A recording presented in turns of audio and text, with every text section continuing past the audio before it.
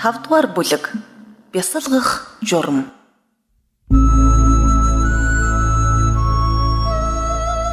Бясалгалын тухай товч заавар. Бясалгалын тухай товч заавар хоёр хэсэгтэй.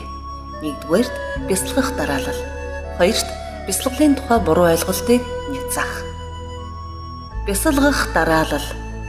Бясалгалын зөв журам мөн хоёр хэсэгтэй. Нэгт жинхэнэ бясалгалын үед хийх зүйлс, хоёрт бясалгалын үе шатуудын хооронд хийх зүйлс. Жинхэнэ бясалгалын үед хийх зүйлс. Жинхэнэ бясалгал, бэлтгэл, бясалгал, төгсгөл гэсэн гурван хэсгээс бүрдэнэ. Бэлтгэл.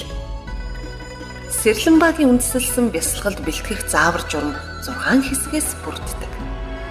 Тэдгээрийг тоочвол орон байраа сайхан цэвэрлэж, буддаагийн лагшин, зарлиг, тааллын шүтээнүүдийг засна. Сэтгэл харамгүй тахил бэлтгэж сайхан байрлуулна. Дараа нь олбог дэвсгэр дээр хагас эсвэл бүтэн завлин сууж, дотроо 3 эрднээс аврал ирэн гэгээрх тэмүүллийг сэтгэлдээ нийцүүлэн баттай бясалгана. Будагт Асанга Шарвагагийн төвшин номдоо нойр мөглөж нозоорсон сэтгэлээ сэргийхийн тулд бодлоо өөр зүйлд хандуулж болно. Харин сэтгэл сэргээд улмаар тогтворгүй болохоос өмнө аль болох өөрийн биед амар байрлалаар нуруугаа цэглэн суун хэмээн өгүүлсэн байдаг. Агуу үйл хэрэг болон гүн үзлийн үе залхамжилсан багш нар мөн гэгээр хэсэг, бодисадав болон шарвах, брадига, шашны сахиус зэргийг өөрийн өмнөх орон зайдаа тодорхой төсөөлөн ургуулж бодно. Гэгэрлийн зам мөрийг өөрөмшүүлэх, эерэг нөхцөл бүрдүүлэх буюу төгс чанарын чуулбарыг хуримтлуулж, сөрөг нөхцлөөс ангижрах буюу сэтгэлийн хэр буртгийг арилгах ёстой. Энэ хоёрыг хослуулахгүй аль нэгийг нь даган бясалгаж суралцвал хичээгээд ч маш их бэрхшээл туулна. Тиймээс бүрдүүлэх болон ангижрах нөхцөлийг нэгтгэсэн 7 үед зан үйлийн зааврын дагуу бясалгах хэрэгтэй. Уг зан үйлийн эхний үе болох мөрөглийг Самд Бадрын залбирлын дагуу хийн. Эхлээд бие, хэл, сэтгэл гурвыг хамтдхан зэрэг мөргөх бөгөөд тус залбирлын эхний шадыг уншина. Бие орчлонг зүгтээ цагтаа бэлгээр эзэгнэх буддаа бүхэнд бие, хэл, сэтгэл гурваараа биширч, магтаж, сүгдэж мөргөмөө. Ийм мөргөхдөө орчлонгийн аль нэг хэсэг эсвэл ямар нэг үеийн гэгэрэгчийг бус харин хамаг ертөнц дахинд урд нь тодорсон одоо оршин буй ирээдүйд тодрох бүх гэгэрэгсдийг сэтгэлдээ төсөөл. Тэгээд бусдыг дурааж хэлбэрдэлгүй чин сэтгэлээсээ гүн хүндэтгэлтэйгээр бие, хэл, сэтгэлээрээ мөргөх ёстой. Ганцхан гэгэрэгчд мөргсөн буян хэмжихийн аргагүй их хүлээ. Тэгэхээр олон гэгэрэгчийг төсөөлөн мөргвөл яриангүй сайн гэж Ишэдэ багш тайлбарлажээ. Бие, хэл, сэтгэлээр тус хэрхэн мөргөхийг үзүүлье. Эхнийх нь буюу биеийн мөргөл нь дараах шатаар илэрхийлэгдэнэ. Зөв мөртөө орхийн мөрөөдлөөр зөв бүрийн буддааг дуудаж, тоос мэтээр бие олширсанд бодож, толгой мэхийн залбирч мөргөе. Ингэхдээ цаг үе зүг зохис бүрийн бүх гэгэрэгсдийг сэтгэлдээ тодорхой төсөөлөн бодно. Тэгээд бие ертөнцийн тоосны тоогоор олширсон гэж сэтгэж мөрөг. Хамаг сайн явдалд үнэн голоосоо сүсэглэж, тэрхүү сүсгээр сэтгэлээ бүхэлд нь ариусгах.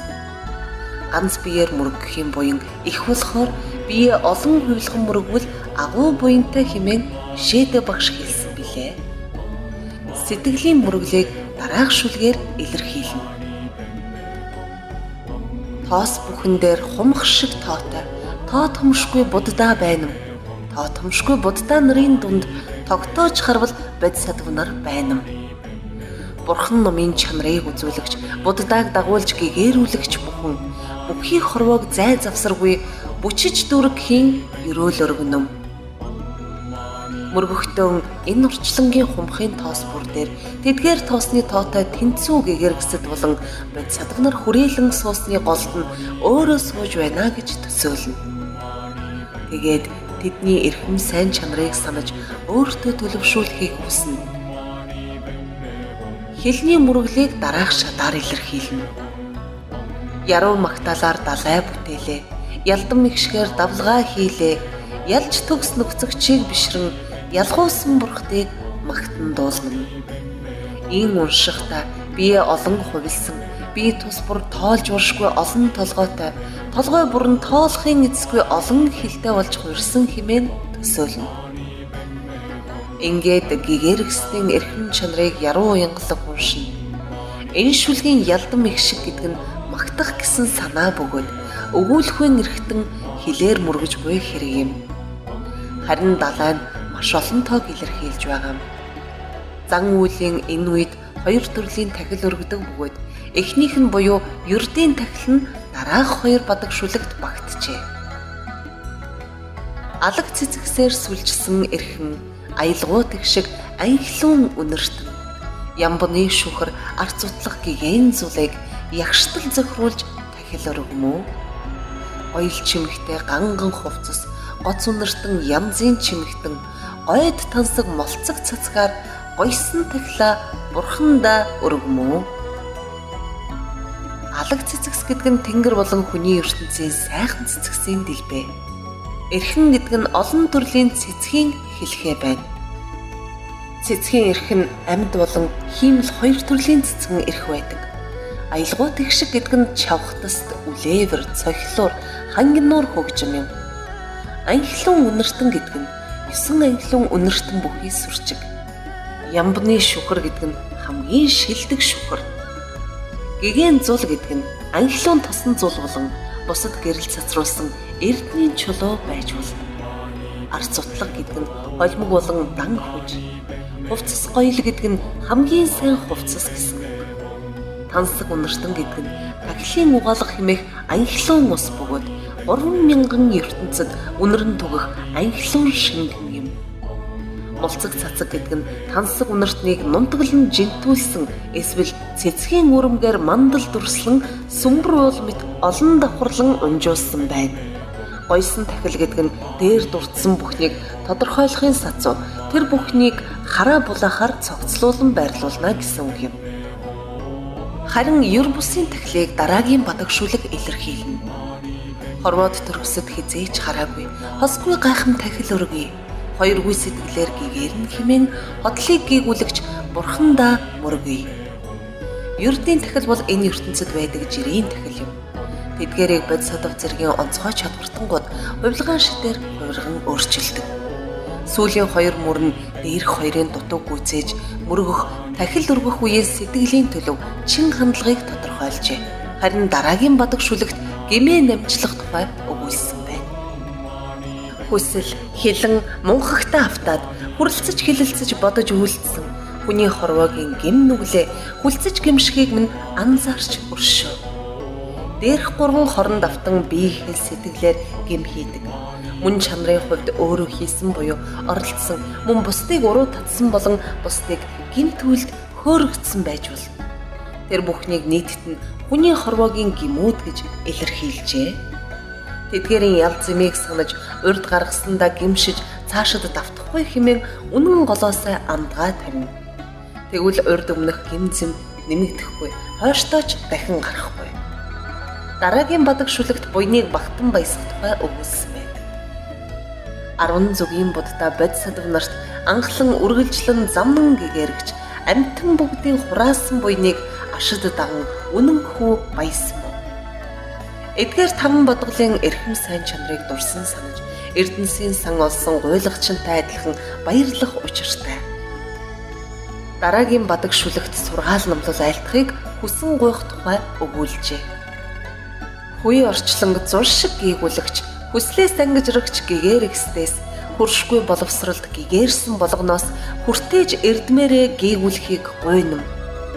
10 зүгт буй төгс гэгэрэгсэд болон хүслээс ангижирч бүхнийг ухаарад удаагүй байгаа гэгэрэгсдэд хандж байгаа юм. Ингэхдээ тэднийг өөрсдийн бие оршин буй орчлон ертөнцийн тоогоор хувилган номлол сургаалаа заахыг хүснэ. Ишээд багш ялж төгс гэгэрэгсэд гэж хэлээрээ хэмээн сануулсан байдаг. Үүний дараагийн бадаг шүлэг залбирлын тухай өгүүлдэг. Орен нирванд замчлагч болгоноос олон амьтныг гэгээрүүлэг хөдөлж, орчлонгийн тоос шиг тоошгүй галгуудад оршин тогтнохыг залбиран гуйнам. ертөнцийн 10 зүг бүхний нирваанд хүрэх жаяг сургаалыг үзүүлэгчдэд хандан амьтан бүхнийг ойрын болон алс хитийн жаргалд хүртэл нь энэ ертөнцид саатан үлдээч гэсэн гуйлт юм. Ингэхдээ төгс нирваанд одлоггүй ертөнцийн тоосны тоотой тэнцүү галавт бие тоошгүй олон хувилгаж залрааж хэмээн хүссэн залбирна. Доорх бадаг шүлгээр 7 үед зан үйлч хум юунд зориулагдж байгааг илэрхийлдэг.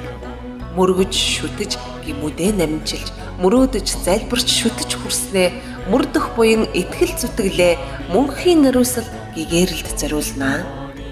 Дээр өгүүлсэн 6 зан үйлээр хуримтлуулсан зөв дадлаа тэрхүү сайн чанарынхаа бүх үндсийг ерөнхийд нь амьтан бүхний тусыг бүтээх болон төгс гэгэрлийн үндэс бүрэлдүүлэхэд баттай зориулан залбирах ёстой.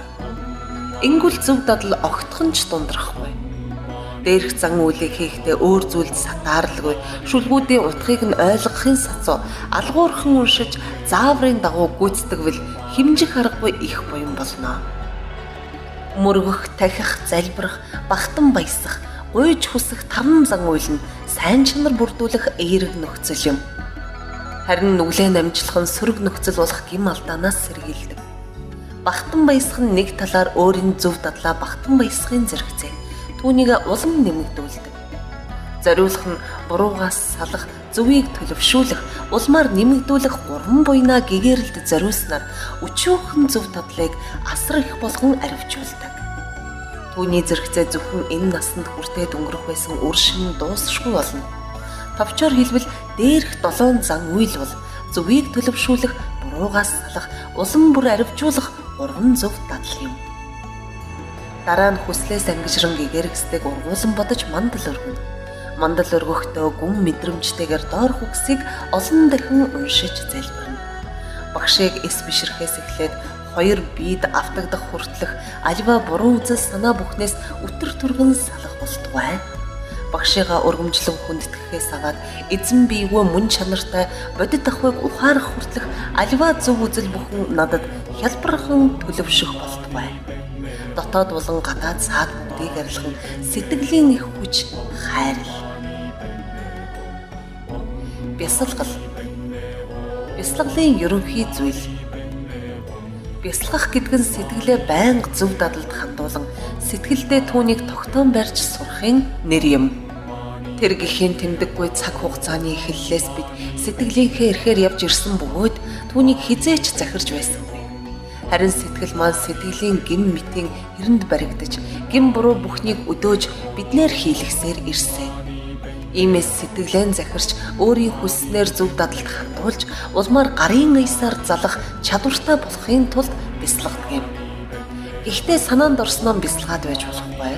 Бас өөрийн хүссэн зөв дадалд чиглэсэн ч гэсэн хэмжээ дэс дараалалгүй бясалгал хийвэл зөв дадал төлөвшөхөд саад болохоос цаашгүй. Эхнээсээ ийм буруу хөвшил тогтчихвол насан туршийнхаа зөв дадал эзэмших боломжийг сүйтгэж орхино. Тиймээс аливаа бясалгах зүйлийнхээ хэмжээ дэс дарааллыг тодорхой тогтоох хэрэгтэй. Ингээд тогтоосон хэмжээг эвдэхгүй гэдэг хатуу шийдвэр гарга. Улмаар тогтоосон хэмжээ дарааллаа хэтрүүлж барагдуулахгүй тул санамж, сэрэмж хоёрт тулгуурлах хэрэгтэй. Бясалгах үе. Эхлээд багшийг шүтэх ба өтөр түргэн төгс гэгэрлийн төвшөнд хүрэхин ач тус болон багшийг шүтэхгүй байхын гин буруу хойд насны зовлон зэргийг бодох хэрэгтэй. Тэгээд би багшаас ямар нэг алдаа дутагдал огт ирэхгүй гэж олон дахин андгаал.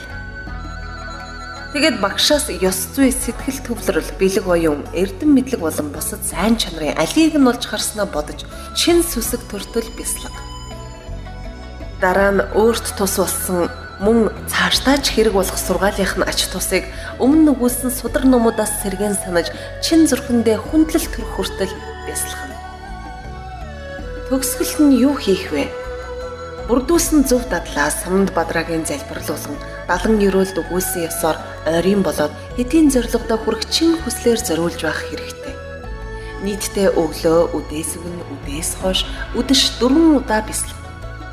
Гэхдээ эхэндээ хэд удаан бясалгавал сэтгэл хөөрөл, нозооролд амархан ордог. Ийм байдал нэгэнт хэвшчихвэл сэтгэлээ захирахад хэцүү болдог учраас эхлээд богино хугацаагаар олон удаа бясалгах хэрэгтэй. Бясалгалын амтанд эд автах үедээ завсрал бол дараа дахин үргэлжлүүлэх хүсэл хадгалагдан үлддэг. Тэгэхгүй бол бясалгалаас жигшдэг гэсэн үг бий. Харин бясалгал бага зэрэг тогтворчсон хойно хугацаагаа сунгаж болно. Хэд хүчилсэн, хэд сулбар бос бясалгаад сурчвал хөөрөх, нозоорох саад бэрхшээл арилах болно. Бясалгалын үе шатуудын хооронд хийх зүйлс.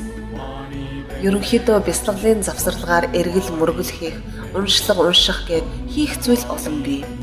Гэхдээ завсарласан үедээ бясалгаж буй зүйлээ байнга санаж байх нь хамгаас чухал юм. Бясалгал хооронд тухайн зүйлээ эргэн санаж, эргэцүүлэн бодохгүй, сэтгэлээ зоргоор нь тавьбал төдийлөн үр дүнд хүрэхгүй. Тиймээс завсарлах үедээ тухайн бясалгалынхаа талаар уншиж, сэргээн санаж байх хэрэгтэй. Мөн бясалгалын сайн талууд төлөвшөхөд дэм болдог зөв дадал бүрдүүлэх, саадуулдаг алдаа дутагдлаас салах олон аргыг хэрэглээрэй. Энэ сацуу бүхний үндэс болсон сахилаа ухамсартайгаар сахихыг хичээх нь зүй билээ. Тухайсан нэг зүйлд оюунаа дадуулах, сахил сахих, зөв дадлах, хуримтлуулах гурвыг нийлүүлэн гурмсан бясалгал гэж нэрлэх нь бий. Мөн мэдрэхүйгээ хянах, ухамсартай үйлдэл, зөв хооллох, унтахгүй хичээх болон хэрхэн унтах дөрвөн зөв дадал нээлж тайван, төлөв ба үлэмж үзэлд хялбархан хүрэх үндэс болдог. Мэдрэхүйгээ хянах. Мэдрэхүйгээ хянахад нэгдүгээрт үргэлж санаж сэрэх, хоёрдугаарт байнгын чармайлт чухал. Энэ түрүүнд мэдрэхүйгээ хянах сургаал болон дээр өгүүлсэн бясалгалын бусад зааврыг мартахгүй үргэлж санаж бай.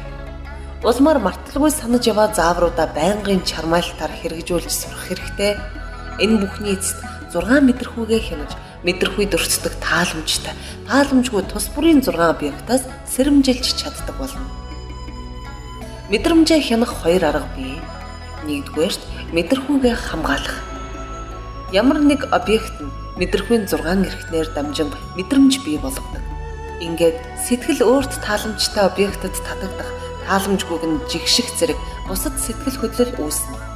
Тиймээс тэдгээр сэтгэлийн хөдлөлд автахгүй байхыг хичээнэ. 2. 6 мэдрэхүйгээ хянах.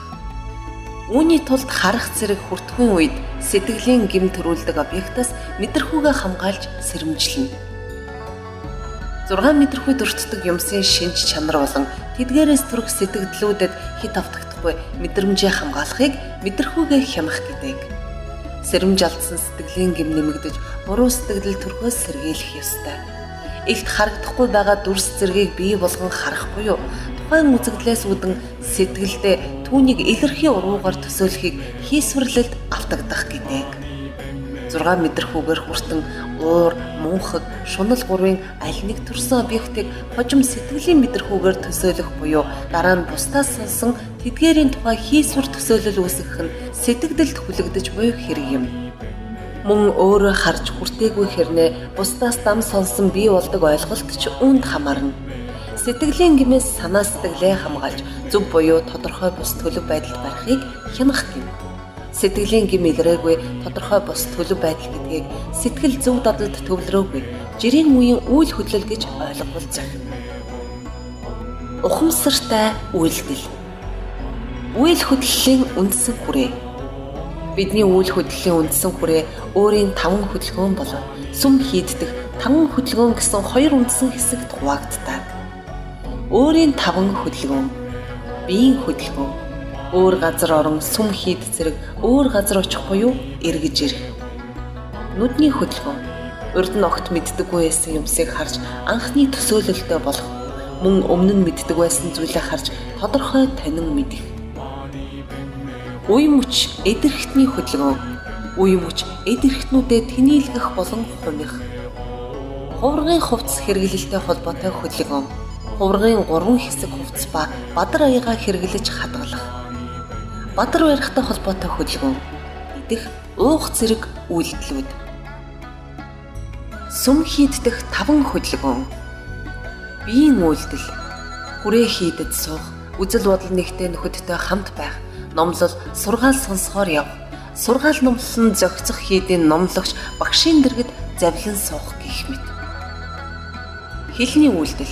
12 эрхэм зарилгаас үзээгүй хэсгээ судлах, цээжлэн тогтоох, судалсныгаа амны уншлага болгох, бусдад заах, идэвхээ нэмэгдүүлэх үүднээс бусадтай ярилцах гэх мэт. Оюуны үйлдэл, шөнийн бясалгалын завсарт унтах, нам гүмхэн орчинд очиж судалсан зүйлийнхээ утгыг эргэцүүлэх, сэтгэлийн 9 төлөвт бясалгал хийх, үлэмж үзэлд хүрэхийн тулд дууга хураах, халуудсан эсвэл ядарсан үедээ цагаас эрт унталгүй сэргэг байх болон бусад үйлдэл. Өдөр шөнийн үйлдэл. Өдөр шөнийн эхний ба сүүлийн хэсэгт унтахгүй.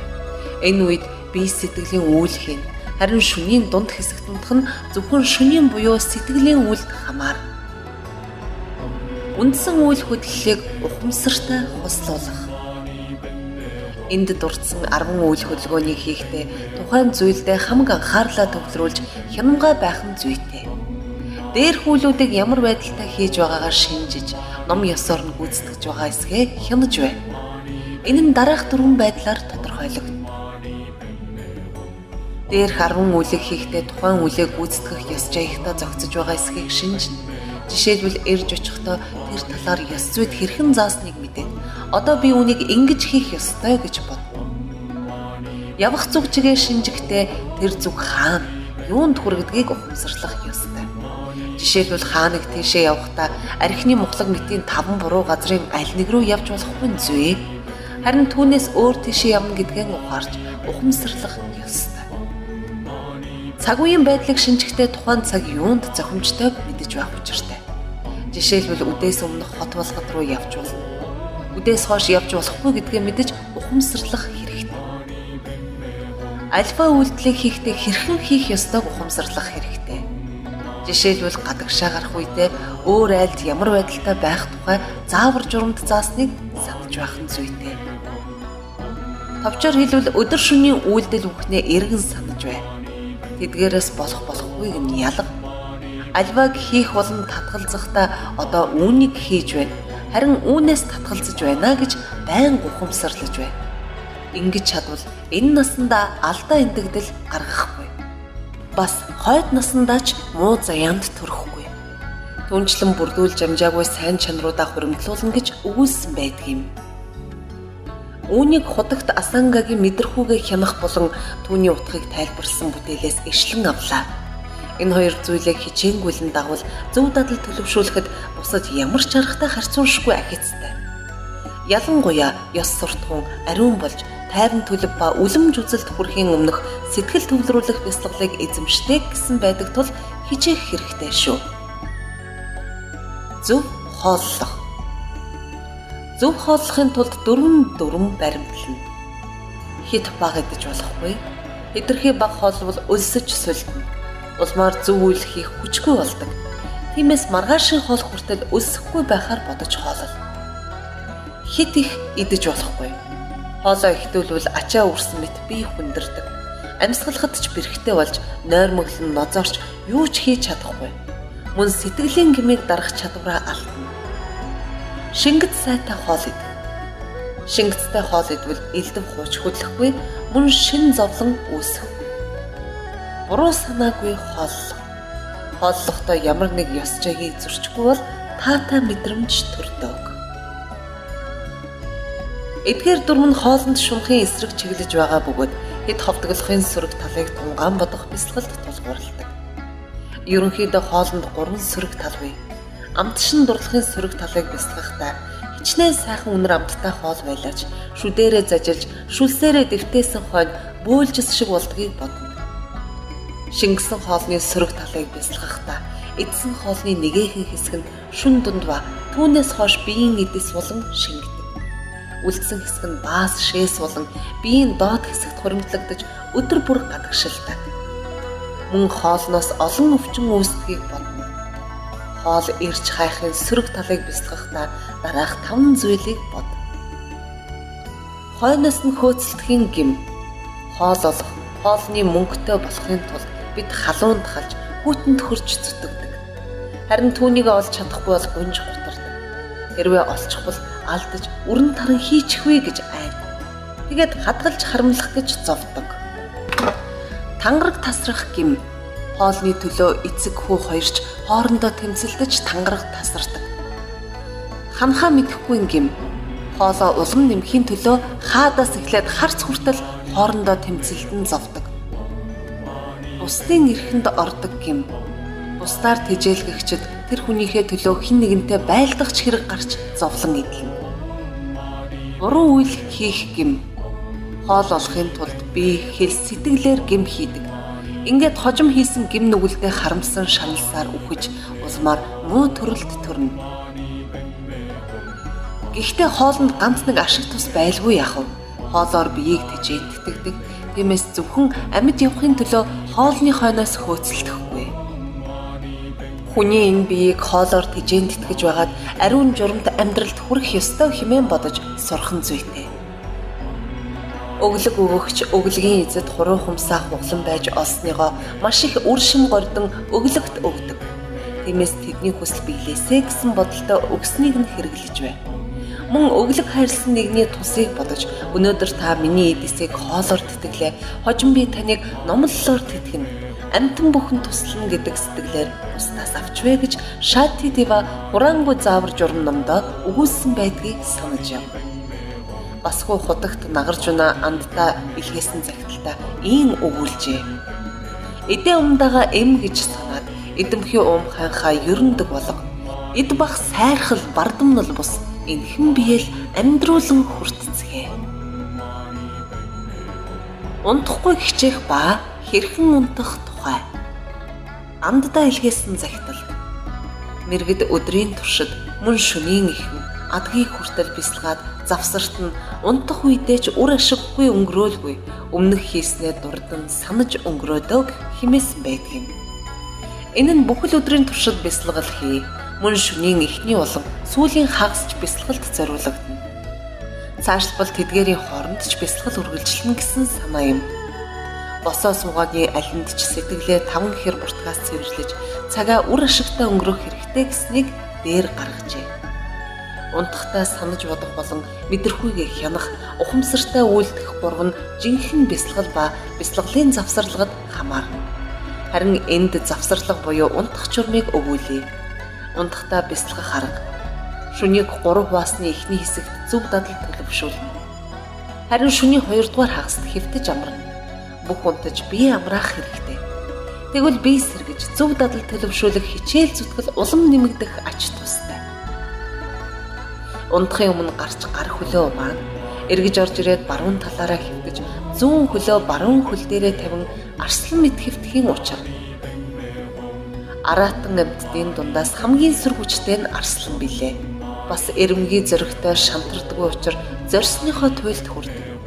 Тэгвэл баг унтан йогор хичээлэх нь асар их эрч хүч өгч хуршгүй зүйлд ч хүргэнэ. Тиймээс унтахтаа арслан шиг хэвтэх учиртай. Залах уу, идвэх зүтгэлгүй, чадалгүй учир лус бэрд тэнгэр мэтийн хүсэл тачаалдаа хөдлөгдөгчд ч зорьсныхоо эцэд хүрэх нь ховор юм. Нөгөө талаар арслан шиг баруун талаараа хэвтвэл ердийн шиг бие сулрахгүй. Нойрсож байлаач нам унтахгүй сонор соргог байдаг. Мөн элдвийн буруу зүйл зүүдлэхгүй гэсэн өөр тайлалж бий. Ингэж унтаж чадахгүй бол 4 төрлийн алдаанд хүргэнэ. Унтах үедээ дараах 4 санаа бодолтой байна. Гэгэн бодол. Хэвтгэхийн өмнө сэтгэлдээ гэрэл төсөөлөн бодож гэрлийн тухай бодолтойгоо утна. Ингүүл нойрон дундч сэтгэл харахуйлдгүй юм. Нэхэн санах. Унтахаасаа өмнө сонссон, бодсон, бясалгасан номлол зөв дадал болон хэрэгтэй зүйлсээ эргэж сэргээн сан. Тэгвэл сэтгэл сэрүүн байгаа мэт зөв дадлыг ахин дахин хийдэг. Товчоор хэлбэл унтаж байхдаа ч зөв дадал төлөвшүүлнэ гэсэн үг. Сонор сэрэмж. Сонор сэрэмжтэй байвал ямар нэг буруу бодол төрсөн ч зоргонд нь алдахгүй хянаж чаддаг. Сэрэгтэй холбогдох бодол. Сэрэгтэй 3 бодолтой байна. Эхнийх нь ямар ч тохиолдолд сэтгэлээ нойронд нь автуулахгүй хэмээн бодож гөрөөс шиг сэргэг унтах явдал. Тэгвэл нам унтахгүй цагтаа сэрдэг болно. Дараагийнх нь бодол. Би буддагийн тогтоосон сэргэг унтах журмыг дагна гэж өөртөө үргэлж урам өгч хичээж бай. Тэгвэл буддагийн тогтоосон арслан мэт нойрсох аргыг өчүүхэнч эвдэлгүй унтаж сурна. Гуравт нь би сэрүүн үедээ зөв сайн чанар төлөвшүүлэх гэж хичээсэн. Маргааш мөн үргэлжлүүлэх болно гэж бод. Энгүүл зөв дадлаас турсан урам зориг гээгдэхгүй. Түүгээр үл барам унтах үед мартсныгаа сэргээн хөгжүүлэх урам улам бүр нэмэгддэг. Хэрвээ идэж унтах энэхүү дүрмийг зөрчихгүй бол амьдралаа хий дэмий өрхөн багсаж зөв зүйлд зориулна. Энэ бүхнийг хутагт Асангагийн их зохиолоос ишлэн авав. Бясалгалын бэлтгэл хэсэгт гарсан онцгой тохиолдлоос бусад үе буюу жинхэнэ бясалгал болон түүний төгсгөл, завсарлаг үед гарсан журмуудыг хойшид гарах үлэмж үзэл хүртэлх бүлэг тухай бүр нь тохируулан хэрэглэнэ.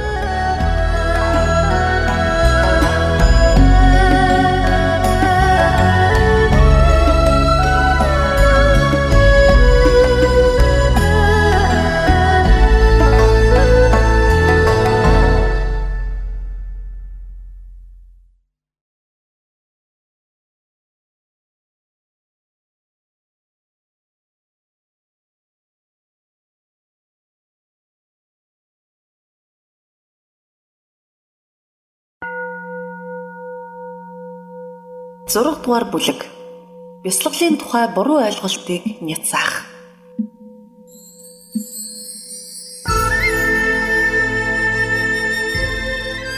Зарим нэг нь эрхэм зарлиг болон түүний тайлбарын гол утгыг өчүүхэн чухаараагүй улмаас бясалгалын талаар эргэлзээтэй ойлголттой болдог.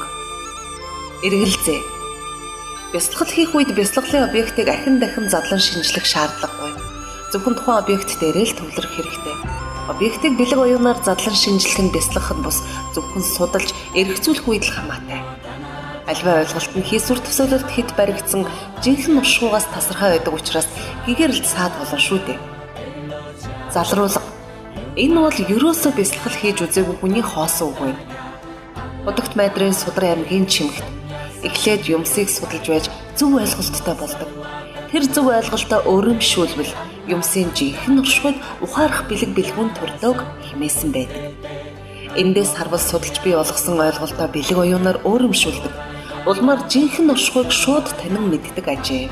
Ямар нэг бясалгалын үндсийг нь бусдаас мэдэж авдаг. Ингэж бусдын туслалцаатай тодорхой ойлголттой болно. Дараа нь сонссон зүйлээ их судар болон учир шалтгааны үүднээс шүүн тунгааж өөрийн чадвараа тодорхой ойлголттой болгох юм. Сонсож эргэцүүлж байвал эргэлзээ арилж, итгэл үнэмшил төрдөг. Энэ бүхэн дадал зуршил болохыг бясалгал гээд байгаа юм. Иймээс уйггүй задлан шинжлэх бясалгал ба задлан шинжлэлгүй төвлөрөх бясалгал хоёулаа хэрэгтэй. Судалж мэдснээ баттгахад задлан шинжлэлгүй төвлөрөн бясалгах, нэг бүрчлэн задлан шинжилж бясалгах аль аль нь чухал. Харин бясалгалыг бүхэлдэн төвлөрөх бясалгал гэж үзэх нь ганц ширхэг тариан түрүү барьчихад тариа гэдэг нь ерөөсөө л энэ юм гэж зүтгэсэнтэй ижил юм. Түүнчлэн судалж бий болдог бэлэг оюунтай болохын тулд судалдаг. Эргэцүүлж бий болдог бэлэг оюунтай болохын тулд эхлээд эргэцүүлдэг. Үүнтэй адилаар бясалгалаас бий болох бэлэг оюунтай болохын тулд эхлээд бясалгах шаардлагатай. Учир нь тэрхүү бэлэг оюун нь бясалгалаас л үүддэг юм. Бясалгалын объектыг маш тодорхой эргэцүүлж бий болсон ойлголт нь бясалгалаар бий болдог бэлэг оюуны суурь болдог. Тиймээс эргэцүүлэлээс төрсэн бэлэг оюунаас бясалгалын бэлэг оюун төрнө гэд байгаа юм. Хэдий чинээ их судлана, төдий чинээ ихийг мэднэ. Тэр хэрээрээ эргэцүүлэн бодно. Эргэцүүлэл их байх тусам түүнээс бий болдог бэлэг оюун нэмэгдэнэ. Тэр чинээгээр өөрөмшүүлэн бясалгаж, олон гэмээс салж, олон сайн сайхныг төлөвшүүлдэг. Тиймээс бясалгал хийхэд судлах, эргэцүүлэх хоёр хамгаас чухал гэж эрхэм зэрлэг болон түүний тайлбарт өгүүлдэг бизээ. Эсрэг байр суурь. Судалж эргэцүүлэх нь зөвхөн буруу ойлголтоос салах төдий үүрэгтэй болохоор бясалгаад байх хэрэггүй. Бясалгалтай ямар ч холбоогүй. Хариулт. Энэ бол товлсон газраасаа өөр газар морь уралдуулахтай л адил. Тэгэхгүй бол уялдаа холбоо алдагдана. Мөн 3 бэлэг оюун дараалан хөгждөг жамтай гэсэн эрхэм зэрлэгийн ерөнхий агуулгаас зөрнө. Улмаар сургаалыг алдалгүй дагахад олон юм судлах шаардлагагүй гэдэг буруу яриаг зөв хэмээн үзэхэд ч хурж болцшгүй.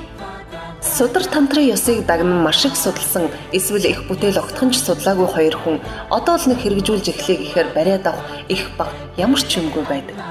Бас иймэрхүү буруу бодолтой хүнээс номлол сонсож асууж шалгаахад уйлан цохож үгшэрмэл бодлоосоо ухардаг юм. Судалж эргэцүүлэх бэлэг оюунаар тогтоосныгоо өөрөмшүүлэх нь бясалгал биш боловч түүнийг бясалгал гэхэд буруу нь юу яах юм? Хэрв энэ буруу бол бясалгалын анхны босгыг алхаагүй жирийн хүн хизээж бясалгал хийж чадахгүй гэсэн үг болно. Хүсэлт Тэнгэрийн орноос дээд түвшинд ороход түүнд туршиглан бясалгалаас гарсан ухаан төрнө. Үүнээс өөрөөр эгэл хүнд бясалгалын бэлэг оюун шууд турдаггүй гэж Абхидхар Макошад олон удаа дурдсан байдаг. Бясалгалыг худагт Дахар Макерштигийн төгс чанарын тодорхой тайлбарт тодорхойлсноор ойлгох нь зүйтэй. Бясалгал гэдэг бол сэтгэлээ өөрийн эрхээр болгох буюу бясалгаж буй зүйлээ бодитоор хэрэгжүүлэхийг хэлнэ. Жишээлбэл сүсэг бясалгах, инрэл бясалгах гэдэг нь сэтгэл өөрөө тийм мөн чанартай болохыг хэлдэг. Томоохон орчуулагчид энэ үгийг заримдаа дадал болгох үе гэж орчуулсан байдаг. Ер нь бол дадаж хэвших бясалгах хоёр нэг л ойлголт. Тухайлбал майдрын ил тухаархын чимгийн орчуулгад танин мэдэх ба дадал болгох үе шат хэмээн оноосон байдаг. Худагт майдар ингэж айлджээ. Сэтгэл шуудран ертөнцөөс уйдах нь сэрж танихаас бясалгалд хүрэх нь бодож тунгааж дадаж хэвшүүлж боловсрал ахих шатууд билээ. Майдрын дэх хүлэгний гигантны бясалгалын шат дараалал болон уйггүй бодож эргэцүүлж магадлан ойлгох үйл явц гэдгийг тодорхой хэлжээ. Эндээс харвал задлан шинжилэл төвлөрөх бясалгал хоёрыг харшгиж үзвэл ёстой хөгийн юм болох. Сүсгийг бясалгах, цаглашгүй дөрвөн сайн чанар болон гэгэрэх тэмүүлэл бясалгах, мөнх бусыг бясалгах, зоглон бясалгах гэх мэт ахин дахин задлан шинжлэх учиртай маш олон бясалгал байдаг. Мөн Шанти Дева Бодхисаттвагийн замнал болон хураангүй заавар журамдаа өөртөө дадал болгохын тулд үүнийг би туйрлаа хэмээн өгүүлсэн нь зам мөрийн үе шат болон бясалгал болохыг тодорхой харуулж байна. Түүнчлэн Шанти Дева хутагтын хураангүй заавар журамд тиймээс би эд идлэл хураасан буйнаа үргэлж батжуулах, хамгаалах, ариусгах, арвижуулахад хэрэгтэй бүхнийг бясалгаарай гэсэн байдгийг. Энэ нь би эд идлэл сайн чанарын гурван үндсийг тус бүрд нь батжуулах, хамгаалах, ариусгах, арвижуулах нь дөрвөлээл бясалгал гэсэн санаа юм. Тэгэхээр бясалгалыг хит явцсан утгаар ойлгож болохгүй нэ. Альва ойлголт нь төсөөллөөс бий болдог учраас гэгэрэлд саад болдог. Тиймээс тухай бүртэн задлан шинжлэх бясалгал хэрэггүй гэдэг ташаа бодол бол Чан буддизмын хятад багш Хуушаны үзэл баримтлал юм. Үүнийг хожим тайван төлөв ба үлэмж үзлийн бүлэгт няцаах болно. Энэ ташаарл их сударт итгэхэд саад болохын сацуу буруу үзэл бий болгодог. Олонх их судрын агуулгыг тухай бүртэн зайлшгүй задлан шинжлэх шаардлагатай. Гэтэл бясалгалын үед задлан шинжлэх хэрэггүй гэж үзэж байна. Иймэрхүү үзэл буддын шашин дороотхын хэрээр улам дэлгэрдэг. Эсвэл эрхэм зарлиг ба түүний утга санааны томоохон тайлбаруудыг гарын авлага гэж ухаарахгүй. Үүнээс өөр өөдтэй юмд хүргэхгүй. Асуулт. Задлан шинжлэх ба төвлөрөх хоёр төрлийн бясалгалаар зам мөрийг өөрөмшүүлдэг ажээ. Харин задлан шинжлэх ба төвлөрөх бясалгалд юу хамаарах вэ? Хариулт. Багшид сүсэглэх, олоход хэцүү сайн төрөл, маш их утга учиртай мөн үхэл, мөнх бус үүлийн үр, орчлонгийн гимзэн болон гэгэрэх тэмүүлэл хөгжүүлэх нь задлан шинжлэх бясалгалд хамаарна. Эдгээрийг оюун санаагаа дайчлан удаан хугацааны турш бясалгаж гүнзгий ухаарах ёстой. Тэгэхгүй бол үл итгэх зэрэг сөрөг талуудыг даван туулж гарч чадахгүй.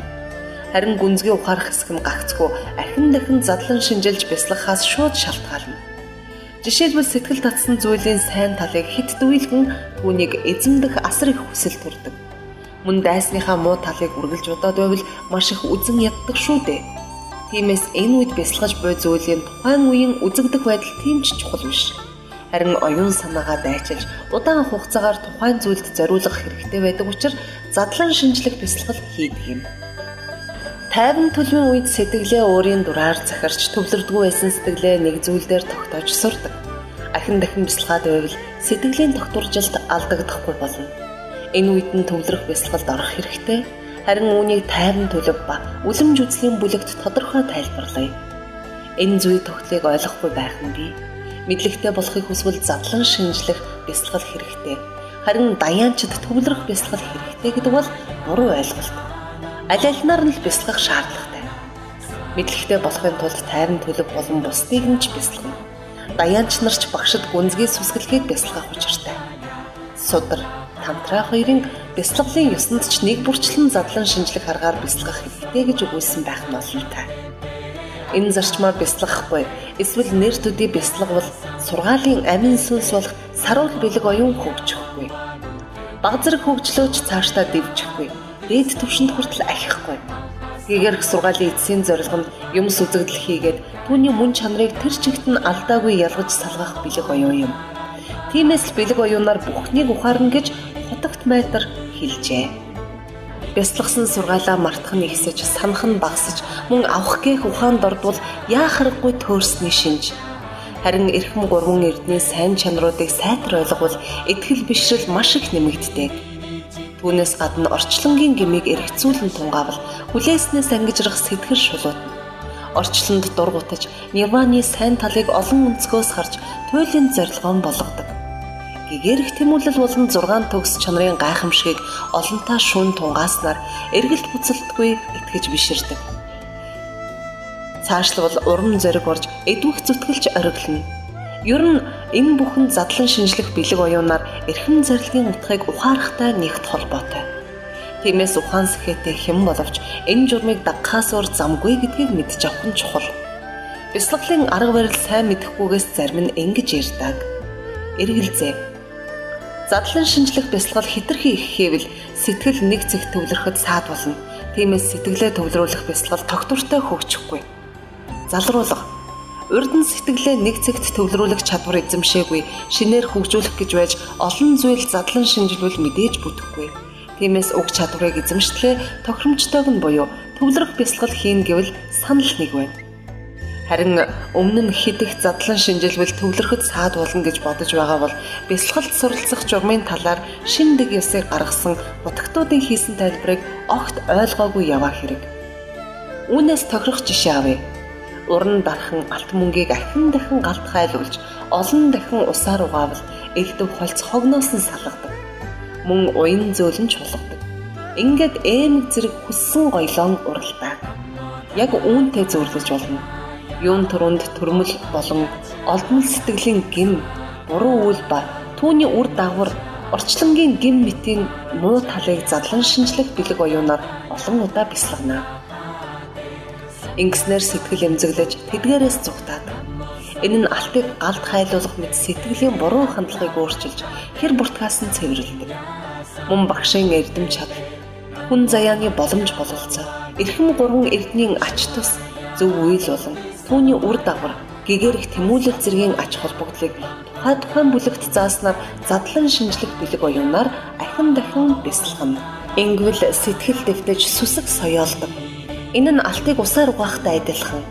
Улмаар сэтгэл зөв хандлагатай баяр хөөртэй болж сайн чанарт сэтгэл дэвтдэг.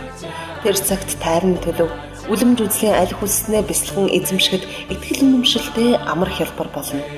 Иймээс задлан шинжлэх бяцлал нь төсөөлөлд автагдашгүй төвлөрөх бяцлагалд суралцах сайн арга юм. Энэ талаар худагт Асанга уран дархчууд бүгд л алт мөнгийг хог холцоос нь салгахын тулд цаг тухайд нь галт хайлуулж усаар угаан элдв зүйлд чимэг хийж болох үс уян хатан болгодог аргыг бид мэднэ. Дараа нь дархны ур ухаанаар юу дуртайгаа уралдаг. Бяцлагч мөн адил тухай бүр шунал мэтийн хэр буртгаас жигшин зугтаж сэтгэлийн гин бүхнээс холдно. Улмаар зөв чиг хандлагатай болж түүндээ баярлна. Ингээд сэтгэл хангалуун зөв рүү тэмүүлдэг.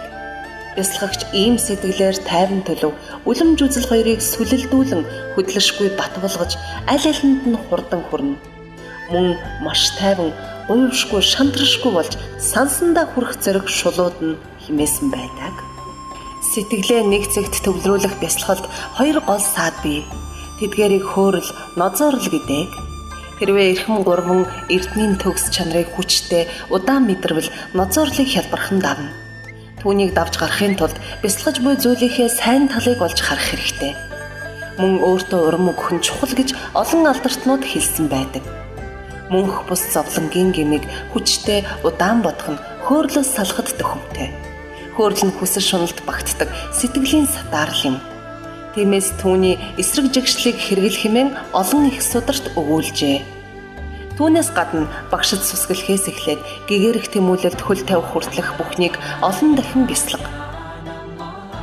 Тэр цагт ухаант мэрэгдийг баясгасан төвлөрөх бяцлаглыг баттай хурдан төлөвшүүлнэ. Төвлөрөх бяцлал төдийгүй задлан шинжлэх бяцлаглын үед ч хөөрөл нозоорлоос ангид байх хэрэгтэй. Өөрийн багш нар болон түрүү үеийн мэрэгдийн өгсөн бяцлаглын тухай зааврыг дотроо эргэцүүлж илүү ойлгомжтой болгох үүднээс судар их бүтээлүүдэд байдаг мэрэгдийн хэлсэн оновчтой үгийг оруулан бүрэн дүүрэн болгохыг хичээлээ. Хэдий чадварлаг багш авьяаслаг шавтай таарсан ч ягшмал арга барилаар сэтгэлд нь нэвтрэх хэцүү гэдэг оновчтой сайхан үг бий. Тиймээс одоо бяцлах үегээд суулгаад байж болохгүй. Мөн одоо сонсож эргэцүүлдэг, хэрэгжүүлдэг үегээд байвал заасан номлол хэрэгжүүлэх үетэйгээ авцалдахгүй алдаа болно. Бүх сургаалыг нэгэн зэрэг хэрэгжүүлнэ гэдэг маш ховор. Тиймээс бяцлах зүйлийг ангилж зааглах хэрэгтэй. Эрхэм зэрлэгийг бүхэлд нь гарын авлага болгон мөрдөж чадах хэсэг нь энэ бүлгийг ойлгосон үгээс шууд хамаарна. Тэгэхээр буддын ном зохиол огтхонч судалж үзээгүй бол санааны гарц бизээ. Бас судар тантрын хөлгөн судруудыг удаан судалсан хүмүүс ч бяцлаглын үед урд нь өөрийн судалсан зүйлдээ автчихдаг. Бяцлаглын тухай илүү дэлгэрэнгүй тайлбарлах хүсэл байвч нуршуу болохыг хэмээн болгоомжилж байна. Бяцлаглын тухай буруу ойлголтод ницаалт хийсэн хэсэг үүгээр төгслөө.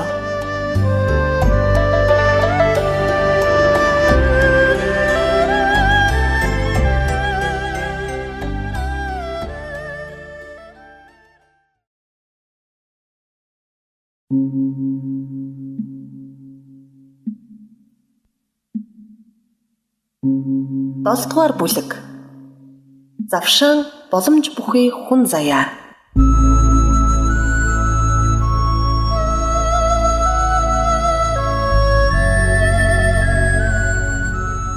Одоо багшийг ёсчлон шүтэж буй шавыг багш хэрхэн цааш хөдлөх тухай өгүүлэх болно. Багшийг ёсчлон шүтсэн шав хэрхэн суралцах тухай. Энэ нь хоёр хэсэгтэй. Нэгдүгээрт завшаан боломж бүхий хүн заяаны тухай сануулах. Хоёрт завшаан боломж бүхий хүн заяаны хэргийг гаргах. 1. Завшаан боломж бүхий хүн заяаны тухай сануулах. Завшаан боломж бүхий хүн заяаны тухай сануулах нь завшаан боломж бүхий хүн заяаг тодорхойлох, утга учирыг нь эргэцүүлэх, олдоход бэрх болох тухай бодох гэсэн 3 хэсгээс бүрдэнэ. Завшаан боломж бүхий хүн заяаг тодорхойлох. Завшаан эрхэм нандин чанарын хураангүй сударт. Сохор дүлийн адуусны завшаангүй 8 төрлийг сургаалаар төвчиж 8 завшааныг олно хэмээсэн байна. Энд үүснээр золгүй 8 төрлөөс салбал завшаантай болох ажээ. Харин золгүй 8 төрлийг нагарч унаа амддаа илгээсэн загталтаа ингэж тодорхойлжээ.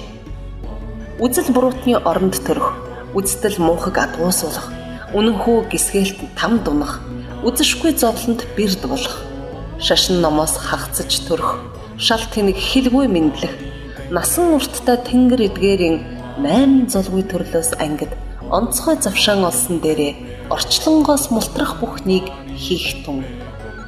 Түүнээс гадна дээрх 8 муу заяанаас ангид боловч буддын 4 хураггүй газар мангу, хилгүй, дүлий, тахир дутуу, урд ба хойд нас, үүлийн үр, эрхэм 3 эрднийг үгүйсгэгч буруу үзэлтэн буддаа залраагүй түүний зарлиг сургаалгүй газар нутагт төрөх 4 золгүй нөхцөл байдаг.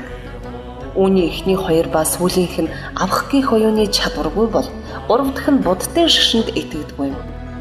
3 заяанд сайн чанар хөгжүүлэх гэдэг санаа төрөх маш хэцүү, төрлөөч зовлон нь дийлдэшгүй учир чадал тутна. Махамати амддаа илгээсэн загталт хийсэн тайлбартаа урд наст тэнгэрийг ухамсаргүй, дүрсгүй 2 зүйл бий гэжээ. Мөн ашваг хооса золгүй 8 төрлийн тухай өгүүлэлтэй хүсэлт тэнгэрүүд үргэлж мэдрэхүйн ханамж таашаалд автдаг гэсэн байна. Харин Васубандху Абхид Хармакоша номда ухамсаргүй тэнгэрийн орон тогтворчсон бяцлаглын 4-р үеийн агуу шимт төвшөнтэй нэг зиндан гэхдээ маш хол оршдог. Тэнд төрөх үхэх хоёроос бусад үед сэтгэхүй болон сэтгэл зүйн үйл явцууд унтрана. Ингээд олон их галвын турш сэтгэхүй ба сэтгэл зүйн үйл ажиллагаа нь бүрэн зогсдог. Дүрсгүй мандал буй архтыг завшаангүй гэж хэлэх аргагүй. Харин тэнд төрсэн жирийн хүн нирваны зам мөрийг эзэмших боломжгүй учраас завшаангүй гэж байгаа юм. байнга л ханамж таашаалд мансуурсан хүсэлт мандлын тэнгэрүүд үүнтэй адилхан. Анддаа илгээсэн загталд хийсэн тайлбарт чухам яагаад завшаангүй гэснийг ингэж тайлбарлажээ. Энэхүү 8 төрөлд зөв дадлах хөгжүүлэх чөлөө зав байхгүй учраас завшаангүй юм гэж өгүүлсэн байдаг. Боломж. Өөрөө бүрдүүлэх боломж. Өөрөө бүрдүүлэх 5 боломж байх бөгөөд Шарвавагийн төвшин сударт Бурхан шашинтай төв оронд бүхий эрхтэн нь эрүүл бүтнээр түмэн завшаанд хүн болж төрөөд түүтгэрт хилэнцээс холуур тойроод төгс гэгэрэлд үнэнхүү сүсэглээд төгөлдөр ёс зүйг баримтлан замнах хэмээсэн байдаг. Үүний Бурхан шашинтай орон гэдэг нь Буддын 4 зүйл сахилтай хурагтай газар нутаг гэсэн үг юм. Эрхтэн нь эрүүл нь мангу хэлгүй биш нүд чих мэд үндсэн болон туслах эрхтнүүд бүрэн бүтэн байхыг хэлж байгаа юм. Хилэнцээс холуур тойроод гэдэг нь засшгүй алдаа гаргаагүй түүнд бусдыг өдөөн хатгаагүй гэсэн санаа. Төгс гэгэрэлд үнэнхүү сүсэглээд гэдэг нь ерийн болон ер бусын сайн чанар хөгжүүлэх ёс зүйд итгэхийг хэлнэ. Харин төгөлдөр ёс зүй нь Буддын 3 аймаг савын эрдэм мэдлэгийг илэрхийлж байгаа юм. Энэ 5 нь хувь хүн үүлийнхээ үрээр бүрдүүлдэг үлэмж чухал нөхцөл болно. Тиймээс өөрөө бүрдүүлэх боломж гэдэг. Бусдыг бүрдүүлэх боломж. Бусдын бүрдүүлдэг 5 боломж нь Буддаа заларсан эрэм байх, буянт номлол нь түгж байх, Бурхны шашин оршин байх, бултаараа түүнийг биширч байх, бусдыг инэрхүй үндэслэж байх. Буддаа заларсан эрдэн нь тоошгүй 3 галавт эрхэм чанар цогцлуулан гэгэрлийн зүрхэнд хүрсэн буюу төгс гэгэрсэн Буддаа оршин буйг хэлнэ. Буянт номлол нь түгж байх гэдэг нь Буддаа болон түүний шавнар номлол зааж буй гэсэн үг. Бурхны шашин оршин байх нь төгс гэгэрсэн Буддаа үлдэгдэлгүй нирванд орох хүртлээр үнэмлэхүй өмнөний гэгэн номлолоо таниусны үндсэн дээр Буддын шашин дороотойгүй гэсэн санаа. Бултаараа түүнийг биширч байх гэдэг нь түүний номлолыг ойлгочихсон хүмүүс бусдад гэгэн номлолыг эзэмших чадвар байна гэж үзээд өөрийн мэдснээ тэдний хэр хэмжээнд нь нийцүүлэн зааж дагуулахыг хэлнэ. Бусдыг инэрхүйн үндэслэж байх гэдэг бол өглөг хайрлагч болон өгөөмөр сэтгэлтнүүд хувиргын хувцс зэргийг өгөхийг хэлж байгаа юм. Энэ 5 нь бусдаас шалтгаалдаг гол нөхцөл болдог. Тиймээс бусдын бүрдүүлэх боломж гэдэг. Шарвагагийн төвшин номд өгүүлсэн бусдын бүрдүүлэх боломжуудын 4 нь өнөө үед бүрэлдэхгүй л болов. Харин гэгэн номлол ба гэгэн номлолыг заагчд байгаа болохоор номлол оршин байж түүнийг дагагчд гарч ирнэ. Тиймээс зохих нөхцлүүд байна гэж үзэж болох юм. Завшаан боломж бүхий хүн заяаны ач холбогдол. Үрдийн амгалан жаргалан олох сайн чанар эзэмшихээ оронд өнөө маргаашийн жаргал хайж зовлонгоос зайлан зүгтхийг адуусч чадна. Харин сайн заяанд төрчхөөд амьдралд ингэж хандвал адууснаас юуны ялгаа? Чандрагомины шавьтай илгээсэн загталд ангал жалганаас азар гарч хаад атга өвс өмхөх гэж шунаад ахиад хавцал руу нисэх тугалтай амьд явахын тулд амьдрах яг адилхан хэмээсэн билээ. Ерөөсөө хувь төөрөг бүхэн сайн чанар эзэмшихэд ялангуяа их хүлгэн суралцахад тохироод байдаг. Гагцхүү өмнө дурдсан бүх боломж бүрдсэн байх зайлшгүй шаардлага бий. Шавьтай илгээсэн загталд энэ тухай гэгэрэл ухаарлын оройд гараад гинэн ертөнцийг жолоодохын заяа хатуучсан сэтгэлийн тэнхээтэй хүнд хаяа нэгдэх ногдох ёроолтой. Тэр замаар араатан жигүүртэн тэнгисийн загас лусын савдаг тэтгэгч сахиус тэнгэр хүртэл тэгж замнаж чадахгүй юм шүү. Мөн хевлээд орхгүй хэмээх сударт хүн болж төрөөд зовлон эдэлдэгч гэлээ сайн заяа юм хойно хідэн сая галав хайгаад ч олно гэдэг хэцүү. Тэр бүхэл тэнгэрүүд өгч буй нэгэнтээ сайн заяанд төрөх болтугай гэсэн ёроол хэлдэг. Тэр сайн заяа нь хүний төрөл юм шүү дээ гэх зэргээр өгүүлжээ. Энд өгүүлдэг тэнгэрүүд ч хүн болж төрхийг хүсэж мөрөөддөг ажээ. Мөн урд насандаа хүн явахдаа сургаал судалсан авьяастай хүсэлт мандлын тэнгэрүүд хоосон чанарыг ухаарах боломжтой байдаг. Гэхдээ хүсэлт тэнгэрийн биеэр ертөнцөөс хэтийдсэн мөрийг олохгүй. Өмнө нь хүсэлт мандлын тэнгэр золгүй заяанд багтдаг гэдгийг хэлсэн. Тиймээс гэгэрлийн анхан шатны төвшөнд хүрэхэд хүний төрөл хамгийн зохимжтой юм. Уттараку руу тэмийнхэн хэдий хүн боловч ёс зүйн чанар төлөвшдөггүй, харин бусад гурван тэмийнхэнд энэ чанар төлөвшдөг. Тэр дундаа замб тэмийн хүн үүнд илүү тохиромжтой. Тиймээс энэ талаар олон талаас нь ахин дахин бясалга. Ийм сайхан заяагаа би дэмий үрж болно гэж юу? Үүнийг утга учиргүй өнгөрөөвөл өөрийгөө хуурсантай адил. Түүнээс илүү тэнэглэл гэж хаа байх вэ? Би муу заяаны аимшигтай урт замыг туулсаар сая л нэг саллаа. Энэ боломжийг алдвал дахин муу заяанд төрнө. Тэгвэл ухаан санаагаан гэж ховсдуулан эргүүдсэнтэй адилхан. Мөн хутагт Ариашуура хэлэхдээ төр жирээд үхэж буцах төөрөг заяаны энэхэн завсарт төөрч дахиж хизээч энддэггүй төрөлд хүрэх боломж байдаг. Оройгүй гэгэрлийн зам бий тул очир эрдэнтэйч зүүрлэхгүй юмтэй орчлонд хосгүй хүний төрлийг олсон завшааныг битгий алдаа гэсэн бол бодисатвагийн замналд санснаар олдохгүй энэ завшаанд сайн суртлаар замаа засаад зөв номыг мөрлөхгүй алдвал зүнэг тэнгээс ч 7 дорой. Авралын номыг мэдсэн хэрнээ алхайж залхуурч хойшоо суувал амин наснаас хагцхын хэрдээ амсах гаслан минь тоогүй болно. Халуун тамд шатах цагт, хамаг бие шалзрах цагт харамсаж гаслах сэтгэлийн түвэмэр хамтдаа бас дүрлзэн шанална. Олдоход бэрхтээ хүний төрлийг олж мэндэлсэн азтай байлаач алдаж ослтон хилэнцэд ойчиж аюус там руу унах нь инүүхэн.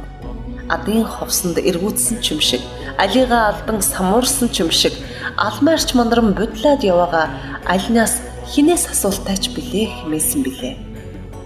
Домбо завшаан боломж бүхий хүн болж төрснө бодож явдгуу гэж Жанавагаас асуужээ. Тэгэхэд Жанава ганц бодож явдаг юм шүү дээгээд өөрөө гэгэрэх боломжтой дээрээ өрсөж хэрвээ амжихгүй юм бол өмхий тамд очсон хойно өргүүлж хинээр татуулах билээ хэмээн бясалгалынхаа өмнө байн уншдаг төв үзэлд орохын тайлбар номын дээр хэсгээс хэлж өгчээ. Сайн заяанаас хитэ бодсон ч ач холбогдолтой юм. Мөн ойрын зорилгоо биелүүлж өндөр язгуурт төрөх хөрөн хураах найз нөхдөдтэй явахын үндэс болсон өгөөмөр чанар ёс суртахуун тэсвэр төвчээр болон бусад чанарыг хүн хялбархан эзэмшнэ. Мөн бүхний бодолцох хэрэгтэй. Бас доорх маягаар бодоод үз. Хойд наснда дээд язгуурт төрөх нирванд хүрэх хоёуланд нь тустай хүн заяаг алинд ч үгүй өдөр хоног аргацаан өнгөрөөвөл эрдэнсийн гарлаас гар хоосон буцахтай адил. Тэгвэл дараа төрөлтөө 8 завшаан 10 боломж бүрдсэн хүн заяанд дахин төрөхгүй учраас жаргал үзэхгүй зовлон л үргэлжлэнэ. Ингэж тэнэгтэж болно гэж юу? Мөн хутагт Ариашуура урд төрлүүдийн буян нийлээд ухаант хүний төрөлд авчравч улмаар буйнаа нэмхийн оронд угаадас болгон асгаж дуусгаад дараа төрөлдөө нөгөө ертөнцид давшгүй зовлонгийн өрөөнд унах нь эрдэнсийн гарлаас хувьгүй наймаач эргэж хоосон буцахтай адилаа хэмээсэн байдаг. Ингэж эргцүүлэн бодоод хүний амьдралыг утга учиртай өнгөрөх чин хүслээ өдөөх хэрэгтэй. Энэ тухай бодисатвагийн замналд энэ биеийг тэжээсний хөлсөнд эрхэм гэгэрлийн моринд хөллөн энэ ажилд зүтгэхгүй гэвэл эргээд хооллох хэрэг байна уу гэв цааш нь энэ насны төрлийн салаар энэлэнгийн далайг хөвж гатлана. Энэ сал дахиад олдохгүй эрхвш байгаа дээр нь сэлүүрдээд бай гихчлэн айлджээ. Бодовагийн сургаалт үлгэр номд байдаг өт цэлбэр хулан унав замб нутгийн загас 40 бантан химээх сургаалт үлгэрүүдийг санан 8 завшаан 10 боломж бүрдсэн хүн заяаны тухай эргэцүүлээрэй. Завшаан боломж бүрдсэн хүн заяаг олоход бэрх. Энэхүү завшааны тухай ёс зүйн сударт муу заяанаас төрөл арилжаад тэндээ төрдгөн шорон түм харин муу заяанаас сайн заяаг олно гэдэг хурууны үндгэнд тогтох тоостой адил. Хоёр сайн заяанаас хагцсан муу заяанд одотгон түг түм тэндээсээ сайн заяанд төрнө гэдэг хүмсний үзүүрт тогтох тоостой ижил гэжээ. Тэгэхээр сайн муу альж төрлийн дараа хүн заяаг олох хэцүү ажээ. Асуулт: яагаад хүн заяаг олох тийм хэцүү байдаг юм бэ? Хариулт: дээд төрөлтөн хүмүүсийн олонх нь буян түүл хийхийн оронд ихэвчлэн буруу үйл хийж алдах нь илдэг. Тиймээс муу заяанд төрдөг. Энэ тухай Ариадева 400 та. Гинэн муухгүйд хавгүй олон гэгэрлээс буруулах нь маш үнэн. Гисгэлт харанхуй тамийн нүхэнд гимээ дагсан тэднэр дүүрдэг хэмээсэн байдаг. Түүнчлэн бод садвад уралсан ганц хором төдийгөр амс хийх чөлөөгүй тамд нэг галав тарчлан зовно. Гэтэл бидэнд урд төрөлдөө хуримтлуулсан засаж залруулаагүй, үр дагавар нь илрээгүй олон хилэнц бий. Тиймээс тэр бүхнийхээ төлөөсөнд муу заяанд төрөх нь гарцаагүй. Гэхдээ урд нь хуримтлагдсан муу заяаны үндсийг бүрэн арилгаж нэмж хуримтлагдах үүдийг нь хааж болно. Ингэж чадвал сайн заяа тийм хол биш. Гэтэл хинэн ч хичээхгүй байгаа болохоор муу заяанд төрдөг юм. Нэгэнт муу заяанд төрчихвөл зөв дадлаг хөгжүүлж чадахгүй, үргэлж буруу хийсээр олон галавт сайн заяаны бараагч харахгүй. Тиймээс завшаан боломж бүрдсэн хүн заяаг олох тун хэцүү байдаг. Бодисаттвагийн замналд иймэрхүү байдалтай байвал эргээд хүн болж төрөхгүй. Нэгэнт хүний төрлөөс хагацвал нэмэгдэх юм хилэнцлүүлнэ. Үнэн зөв дадал хөвшлийг үзэж мэдсэн ч дагахгүй орхивол муу заяанд унсан хойноо муухархаас бус гэгэрч чадахгүй. Зөв явдал дадлын оронд зөрүү буруу алдаа хийвэл сая жива айсви галавт сайн алдар чамаас тойр. Даанч ховорхон хүний төргийг дагаж олдох гэгэн завшааныг далайд хайсан буулга тунаг даяанч мэлхийг онож өмсгдөх мэт даанч ховорхон тохиол гэдгийг даамай будтай зөөрлж хэлсэн. Ганцхан хормын алдаа хилэнцээр гамшигт там руу шидэгдэх байтал элэгдсэн цагуудын тоогүй алдаа ингчэнд яаж хүргэх вүлээ хэмээдэг вүлээ. Эргэлзээ. Урдын алдааныхаа уршгаар муу заяаны зовлон эдэлж хуримтлуулсан муу үлийнхээ үрээ бардаг. Тэгэхээр сайн заяанд төрнө гэдэг тийм ч хэцүү биш байлгүй. Залруулга. Муу заяаны зовлон үүлийн үрээ эдлэхийн хэрээр барагдах нь үнэн боловч тухайн үедээ нэмж гим хийсээр байд. Тиймээс үгсэн хойноо дахиад муу заяагаар тэнэн одох тул тэндээс мултрна гэдэг маш хэцүү. Бодисаттвагийн замналд энэ тухай үздэл үйлдсэн хилэнцэн зовлон үүрт хидлээд ч сална гэж үгүй.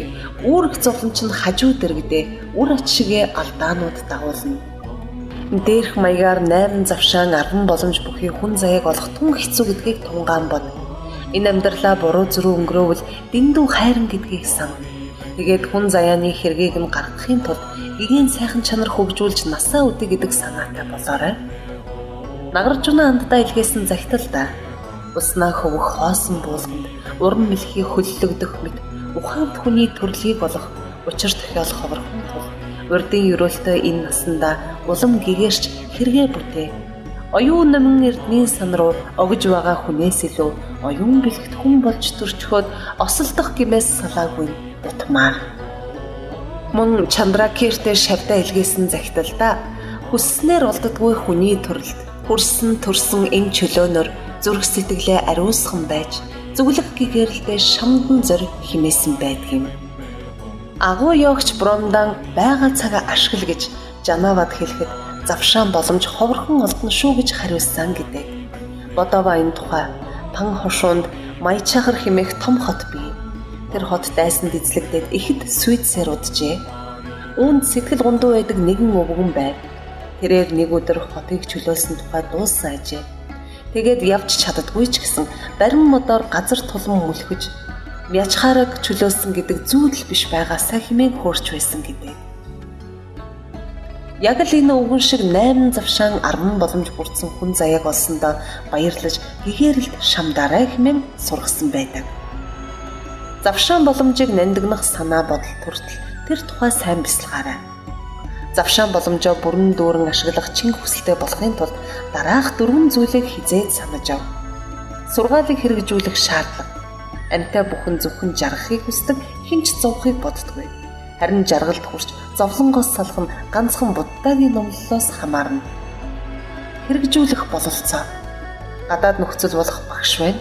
Мөн 8 завшаан 10 боломжтой учраас дотоод нөхцөлч бүрджээ.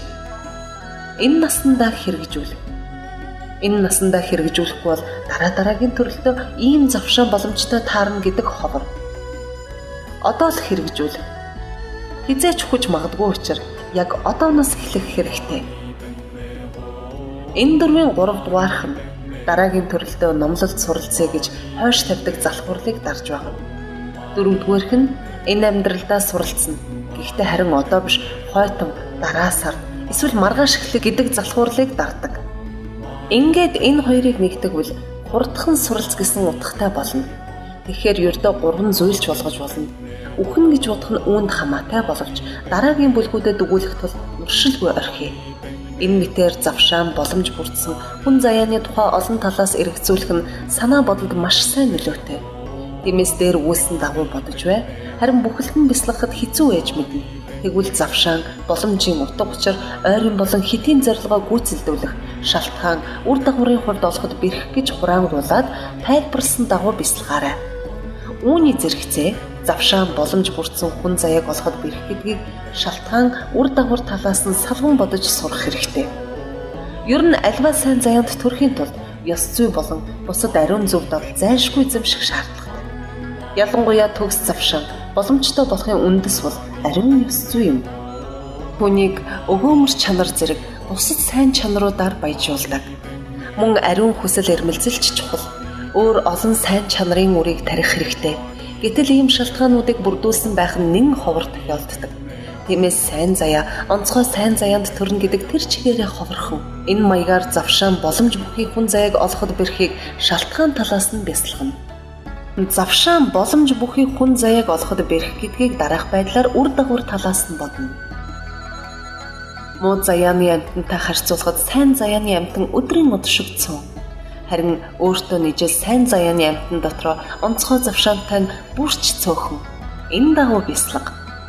Гэвч долбоова аз завшаан боломж бүхий хүн заяаг олоход бэрх хэмээх энэ сургаалыг их чухалд тооцсон байдаг. Тэрээр бусад бүх сайн чанар зөвхөн эндээ сундарна гэж амжилтлан загсан билээ.